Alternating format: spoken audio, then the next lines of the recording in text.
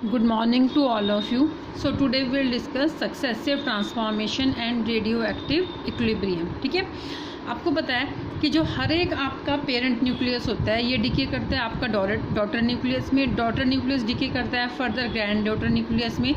ये प्रोसेस कब तक चलता रहता है? जब तक कि हमें स्टेबल एंड प्रोडक्ट नहीं मिल जाता। ठीक है, अब अगर हम एक रेडियो एक्टिव सैंपल के साथ स्टार्ट होते हैं तो कुछ समय के बाद एक सिचुएशन आ जाती है कि हर एक डॉटर न्यूक्लियस उसी रेट से डीके होता है जिस रेट से वो फॉर्म करता है।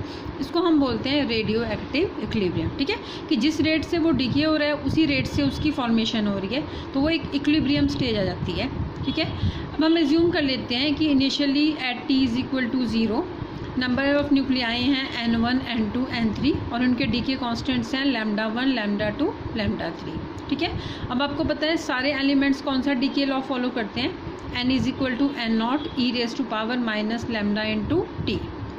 ठीक है, और रेट ऑफ डीके की क्या इक्वेशन होती है आपकी? dn/dt that is equal to minus lambda into n। ठीक है, अब जो फर्स्ट एलिमेंट है हमारा, ठीक है ना, n1, तो n1 किस रेट से डीके होगा? dn1/dt। ठीक है, dn1/dt that is minus λ1 n1। अब जिस रेट से आपका फर्स्ट एलिमेंट डीके हो रहा है इसी रेट से आपका सेकंड एलिमेंट क्या होगा? फॉर्म करेगा। ठीक है ना, और वो किस रेट से डीके होगा?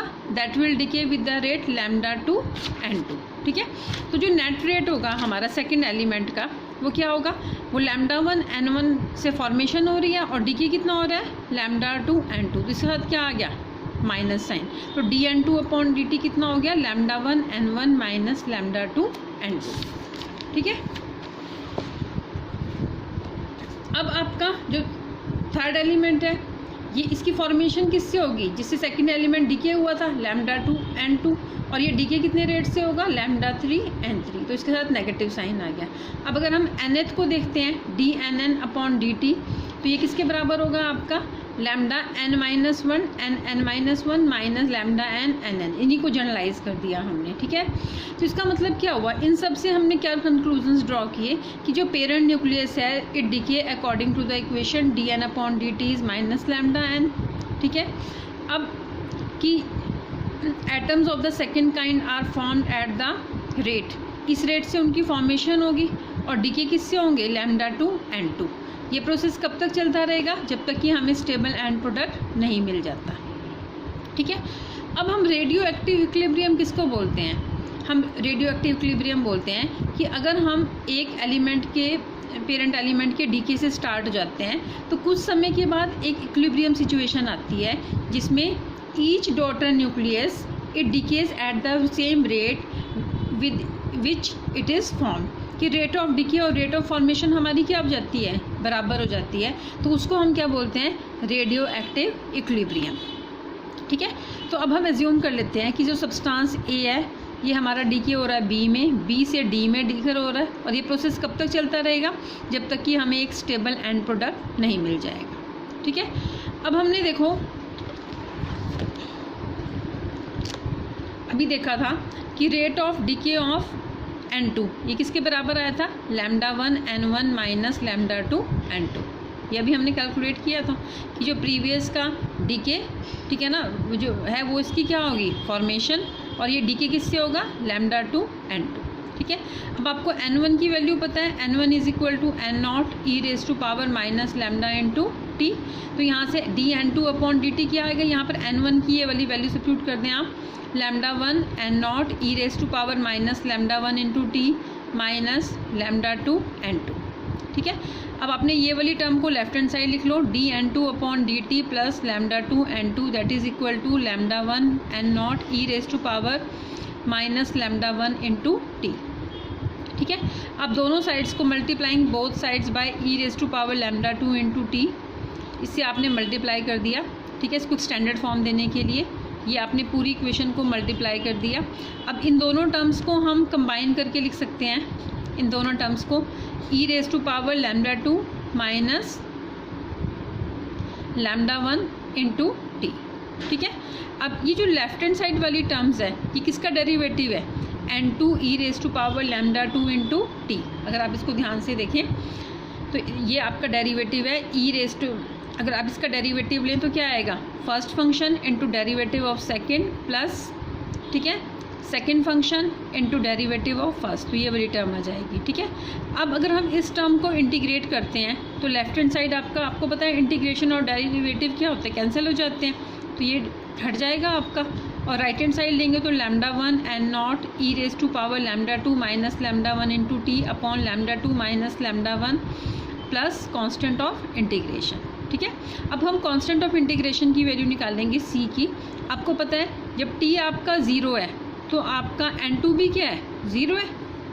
ठीक है ना, उस समय तो आपका सेकंड कोई न्यूक्लियाई नहीं फॉर्म हुआ जब ज़ीरो टाइम पर, तो यहाँ टी आपने n2 ज़ीरो पुट किया, ये ज़ीरो हो गया, टी ज़ीरो पुट किया तो एक्सपोनेंशियल टर्म आपकी 1 होगी, तो यहाँ से आ गया lambda 1 n naught upon lambda 2 minus lambda 1 plus C, तो सी की वैल्यू आ गई minus n not lambda 1 upon lambda 2 minus lambda 1। ठीक है, अब ये वाली सी की वैल्यू आप इस वाली इक्वेशन में सब्स्टिट्यूट कर दें, इक्वेशन नंबर 6 में। ठीक है, तो यहाँ से हमारा आ गया n2 e raise to power minus lambda 2 into t that is equal to lambda 1 n not. ठीक है ना, ये वाली क्वांटिटी, ये आपने सी की वैल्यू सब्स्टिट्यूट कर दी। अब आपने राइट हैंड साइड देखो क्या क्या कॉमन है, n not lambda 1 upon lambda 2 minus lambda 1, ये कॉमन आ गया आपका। ठीक है, तो इनसाइड कितना बच गया आपका, विद इन द ब्रैकेट आपका बच गया e raise to power lambda 2 minus lambda 1 into t minus 1। ठीक है, अब आपके पास लेफ्ट हैंड साइड ये वाली टर्म भी है।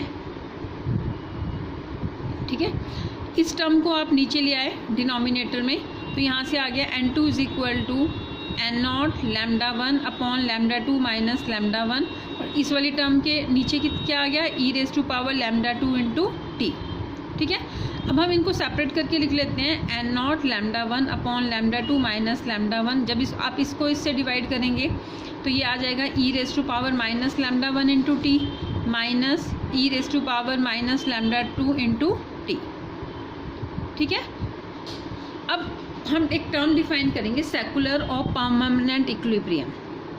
ठीक है, आपका सेकुलर और परमानेंट इक्विलिब्रियम आपका कब होता है, ठीक है, जब हमारा क्या होता है, half life period of A is very very large as compare to half life period of B.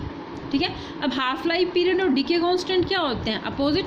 अगर ए का हाफ लाइफ पीरियड बहुत ज़्यादा है तो उसका डीके कांस्टेंट क्या होगा, बहुत कम होगा, तो that means lambda 1 is much much less than lambda 2।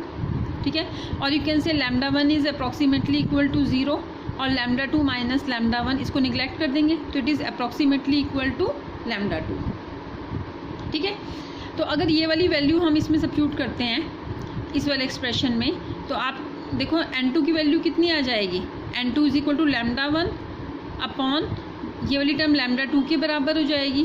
अब ये वाली टर्म बहुत छोटी है आपकी, तो इसको हम e raise to power approximately 0 हो जाएगा, 1 हो गया, 1 minus e raise to power minus lambda 2 upon t t.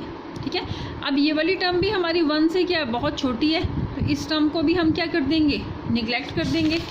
ठीक है, तो यहाँ से हमारा क्या आ जाएगा, e raise to power minus lambda 2 into t is much much less than 1, और you can say n1 is approximately equal to n naught. तो n2 की वैल्यू कितनी आ जाएगी, n1 लैम्डा 1 अपॉन लैम्डा 2, और you can say n1 lambda 1 is equal to n2 lambda 2। इसको हम generalise कर सकते हैं, n1 lambda 1 is equal to n2 lambda 2 is equal to n3 lambda 3 and so on. ठीक है, तो इस कंडीशन को हम बोलते हैं that daughter nucleus is said to be in secular और permanent equilibrium with the parent nuclear. ठीक है, अब सेकंड होता है आपका ट्रांजिएंट इक्विलिब्रियम। ट्रांजिएंट इक्विलिब्रियम क्या होता है हमारा, that when lambda 1 is very very small to lambda 2 but it can not be neglected. ठीक है, कि लैम्डा 1 स्मॉल है लैम्डा 2 से, लेकिन हम उसको निगलेक्ट नहीं कर सकते। ठीक है ना, तो उस कंडीशन में क्या होगा, after a sufficiently long time e raise to power minus lambda 2 t become negligible as compare to e raise to power minus lambda 1 into t. ठीक है, लैम्डा 2 टी वाली टर्म को हम निगलेक्ट कर देंगे पीछे, तो हमारा एक्सप्रेशन आ जाएगा n2 is equal to n1 n not lambda 1 upon lambda 2 minus lambda 1 into e raise to power minus lambda 1 into t. अब आपको पता है n not into e raise to power minus lambda 1 into t n1 हो जाएगा। तो यहाँ से आ गया हमारा n1 lambda 1 upon lambda 2 minus lambda 1, और you can say n2 upon n1 is lambda 1 upon lambda 2 minus lambda 1, this term is constant. ठीक है, और you can say both the daughter and parent nucleus will decay with the period of parent nucleus, or n2 upon n1 will remain constant. So such state is called transient equilibrium. Thank you.